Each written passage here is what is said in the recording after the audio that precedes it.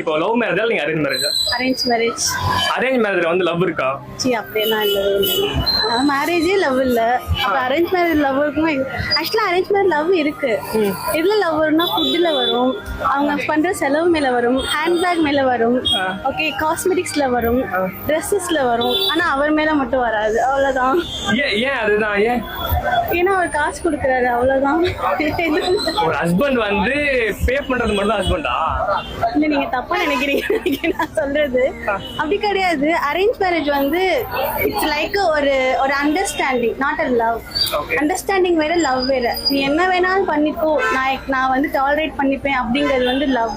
But understanding அப்படி கிடையாது. என்னால் இவ்வளோதான் உங்களால் வந்து அண்டர்ஸ்டாண்ட் பண்ணிக்க முடியும், இதுக்கப்புறம் வந்து என் கையில் இல்லை அப்படிங்கிற ஒன்று தான் வந்து அரேஞ்ச் மேரேஜில் இருக்கிறது. ஆனால் ரொம்ப கஷ்டமா இருக்கா? இல்லை, எனக்கு வந்து கஷ்டம் இல்லை. பிகாஸ் நான் வந்து கொஞ்சம் ஸ்டேபிளாக வந்து அதை வந்து பார்த்துக்கிறேன். எனக்கு அந்த அளவுக்கு கஷ்டம்லாம் கிடையாது. பட் மேரேஜ் அப்படிங்கப்போ நம்மளோட ஃப்ரீடம் வந்து ஒரு இடத்துல வந்து நம்ம ஸ்டாப் பண்ற மாதிரி ஒரு ஃபீல், அவ்வளோதான்.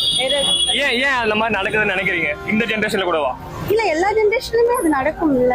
பிகாஸ் இப்போ பிஃபோர் தட் மேரேஜ் வந்து நம்ம வந்து ஒரு ஃப்ரீ பேர்டா இருப்போம். நம்ம okay the freedom of life the woman அப்படிங்கிற ஒரு இது இருக்கும். பட் ஆஃப்டர் தட் மேரேஜ் வந்து டிபெண்ட் ஆன் மென்னை பொறுத்து அது வந்து சேஞ்ச் ஆகும். இஃப் த லைஃப் பார்ட்னர் உங்ககிட்ட ஒரு லவ்வபிளா ஃப்ரீடமா இருந்தாங்கன்னா that will be okay happy.